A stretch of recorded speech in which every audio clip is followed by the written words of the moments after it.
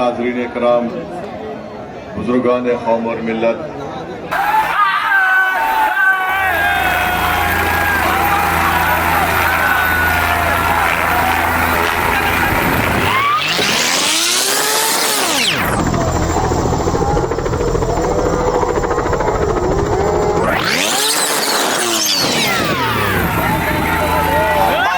अम्बेडकर ने संविधान में लिखा कि अब तो मैं संविधान बना रहा हूं, तो अब ये जिम्मेदारी उन कमजोर लोगों की है जिनके पास कोई ताकत नहीं है।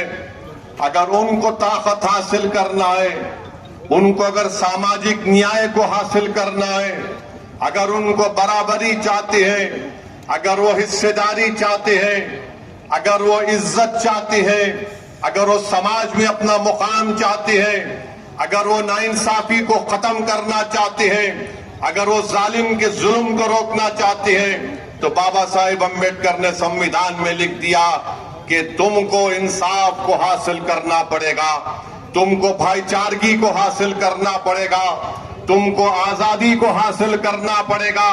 जो हम इस आजादी की जब हम बात करते हैं, हम चाहते हैं कि जो जंजीरें हमारे दिलो दिमाग में डाल दी गई है, जिसकी बुनियाद पर हम किसी की गुलामी करने के लिए मजबूर हो जाते हैं, ओवैसी आज तुम्हारे दरमियान में आकर कह रहा है, अगर 3% आबादी वाला कहता है कि मल्लाह का बेटा उप मुख्यमंत्री होगा, तो ओवैसी कहता है कि बिहार के 17% मोहम्मद और आदम का बेटा भी इंशाअल्लाह ताला मुख्यमंत्री होगा। मैं मुबारकबाद भी देता हूं वीआईपी पार्टी के उस जिम्मेदार को कि उन्होंने अपनी समाज की इत्तेहाद और उनके सियासी शऊर की बुनियाद पर पूरे एतमाद के साथ कह दिया कि हम 3% है मगर हमारा उप मुख्यमंत्री होगा। अब बताओ, जो लोग मंजलिस पर उंगलियां उठाते हैं, जो 17% की आबादी में है, बताओ क्या संविधान में राइट टू इक्वालिटी नहीं है कि मसावात होगा? क्या संविधान में इस बात की बात नहीं की गई कि भाईचारगी होगी? जब मसावात और इक्वालिटी और फेटर्निटी की और जस्टिस की बात होगी, तो फिर क्यों नहीं हर समाज को उसका हिस्सा दिया जाता है? और फिर दूसरी तरफ भाजपा है जो खुलेआम कहती है कि हम नमक हराम हैं। अरे क्या तुम्हारे बाप का पैसा इस देश में कि तुम हमको नमक हराम कहते हो? देश की आजादी में तुम्हारा कोई हिस्सा नहीं था। ये बिहार की तारीख बताएगी कि यहाँ पर हमारे बुजुर्गों ने अंग्रेजों की गुलामी से इस मुल्क को छुटकारा दिलाने के लिए जिना के पैगाम को ठुकराया। उन्होंने अंग्रेजों को यहाँ से भगाने पर मजबूर किया, और जो जंग आजादी में हिस्सा नहीं लिए वो नमक की बात कर रहे हैं। अरे यही चंपारण बिहार की सरजमीन थी। जब महात्मा गांधी के साथ नमक के नाम पर एजिटेशन हो रहा था, तो जो आज हमको नमक हराम कह रहे हैं, अरे तुम नमक हलाली कर रहे थे, नहीं थे अंग्रेजों की। ये देश सबका है, वोट किसी को मिलेगा नहीं मिलेगा, इसकी बुनियाद पर किसी पर उंगली नहीं उठाई जा सकती है। मेरे खिलाफ भी वोट दिया जाता है। यही तो लोकशाही है, मगर भाजपा नफरत को फैलाना चाहती है। और इनके पास कितना टिकट भाजपा ने फॉरवर्ड कास्ट को दिया? भाजपा ने करीब 50 लोगों को, फॉरवर्ड कास्ट के लोगों को अपना उम्मीदवार बनाया। ये क्या है बताओ आप? एनडीए में जेडीयू है, राजद का मामला एक है, देख लीजिए। 36%, 14%, 36%, जो 14% की आबादी उनको टिकट देती है और ओवैसी पर इल्जाम लगाती है। और आप बिहार में यहां पर सबसे बड़ी अकलियत का पोजीशन क्या है बताइए आप? आपको जानकर तकलीफ होगी कि बिहार में जो गरीबी रेखा से जो मृत्यु दर जिसको हम कहती हैं, बल्कि सबसे ज्यादा मरने वाले 1000 लोगों में कोई है तो मुसलमान है बिहार में। ये मेरा डेटा नहीं है मेरे भाई, ये सरकार का डेटा है। कि सबसे ज्यादा अगर 1000 लोगों का मृत्यु दर है तो मुसलमानों का है। गरीबी रेखा का जो दर है, जो गांव में मुस्लिम रहता है 50% वो गरीबी रेखा के दर से नीचे है। जो शहर में रहता है वो करीब 44% है। क्यों तुमने इंसाफ नहीं किया बताओ? कितने अल्पसंख्यक समाज मुसलमानों के पास जमीन है जो उस पर वो जिरात कर सकता है, 1 एकड़ या 1 एकड़ के करीब 2 एकड़ के करीब है। ये इंसाफ है तुम्हारा? अच्छा, कितने महिला 90% मुस्लिम महिला अपने बच्चे मजबूर हो जाती हैं, जब वो डिलीवरी देती है तो अपने घर में देती हैं। यही तो हम बात कर रहे हैं कि अरे भाई, सामाजिक न्याय की बात करने वाले लालू नीतीश कुमार भी किसी जमाने में करते थे, मोदी भी कहते थे सबका साथ सबका विकास। ये गवर्नमेंट का, हुकूमत का डेटा है, मेरे दिमाग का, दिल का बना हुआ नहीं है। इसको सोचकर जब तुम 6 तारीख को वोट डालने जाओगे तो तुमको वोट देना पड़ेगा। ये बात बिल्कुल सच है मेरे भाई, ये बात बिल्कुल सच है कि बिहार की जनता ने नरेंद्र मोदी को 3 मर्तबा प्रधानमंत्री बनाया, मगर नरेंद्र मोदी का दिल अहमदाबाद में अटका हुआ है।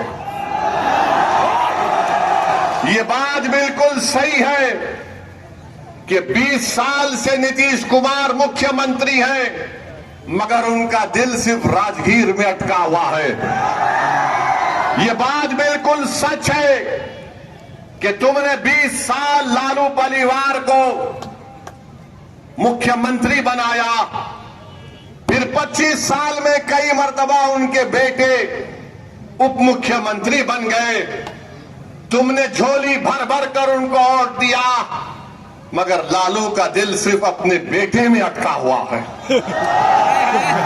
एक प्रधानमंत्री का दिल अहमदाबाद में अटका हुआ है, एक नीतीश कुमार का 20 साल से मुख्यमंत्री है, राजगीर में अटका हुआ है। एक राजद का लालू परिवार है, सिर्फ एक ही अपने बेटे में अटका हुआ है। बताओ कहां विकास होगा? तो विकल्प क्या है? विकल्प MIM पार्टी है। हाज़रीन इकराम, बुजुर्गान कौम और मिल्लत, मेरे गयूर नौजवान साथियों, मेरे तमाम मंजलिस के रुफ़क़ा, आप तमाम का बेहद शुक्रिया कि आप अपना कीमती वक्त निकाल कर आज मजलिस इत्तेहादुल मुस्लिमीन के इस इलेक्शन रैली में आप आए। और आप जानते हैं कि गोपालगंज विधानसभा से मजलिस इत्तेहादुल मुस्लिमीन के उम्मीदवार हमारे भाई मरहूम असलम मुखिया के बेटे अनस सलाम साहब हैं।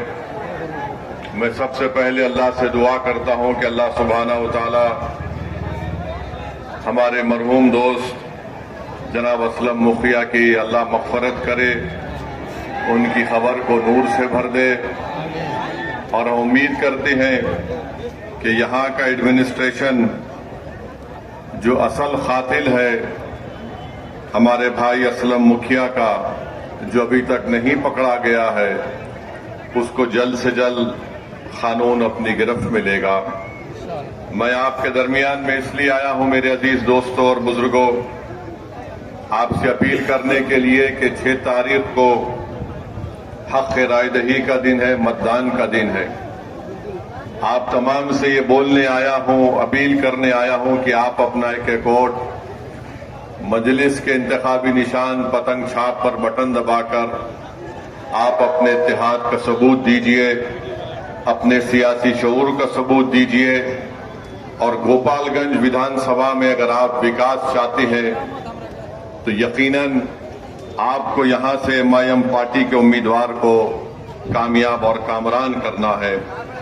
जो लोग यहां पर आज नहीं पहुंच सके और जो लोग आज यहां पर हैं, मैं आपसे अपील कर रहा हूं कि आप उन तक हमारा पैगाम पहुंचाइए कि असदुद्दीन ओवैसी यहां पर आया था और उसने आकर हम तमाम से ये कहा कि 6 तारीख के दिन आपको गोपालगंज में एक तारीख बनाना है।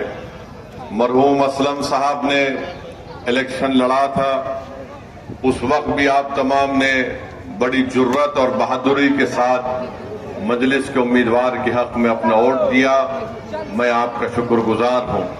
मगर अब की बार हमको यहां से अपना विधायक को कामयाब और कामरान करना है, ताकि वो बिहार की विधानसभा में जाकर यहां पर जो तालीम का मसला है, जो यूनिवर्सिटी एक जिले में नहीं है, उसको बना सके। यहां पर अस्पताल नाम का तो है, मगर यहां पर डॉक्टर और दवाएं नहीं मिलती है। यहां का नौजवान बेरोजगार है, उसका मुकद्दर बेरोजगारी बना दिया गया है। और आप जानते हैं कि बड़ी तादाद में नौजवान यहां से निकलकर भारत के कोने कोने में चले जाती हैं। गांव में रोड नहीं है, और फिर आप देखते हैं कि बहुत ज्यादा यहां पर किसानों को परेशानी है। सिंचाई का इंतजाम नहीं है, बिजली का कोई मौसर इंतजाम नहीं है। तो ये तमाम ऐसे मसले हैं जहां पर आपको एक हरकियाती विधायक को कामयाब करना है। जो MIM पार्टी ने अनस सलाम को यहां पर आपके सामने पेश किया है। मेरे अजीज दोस्तों और बुजुर्गों, आप देखते हैं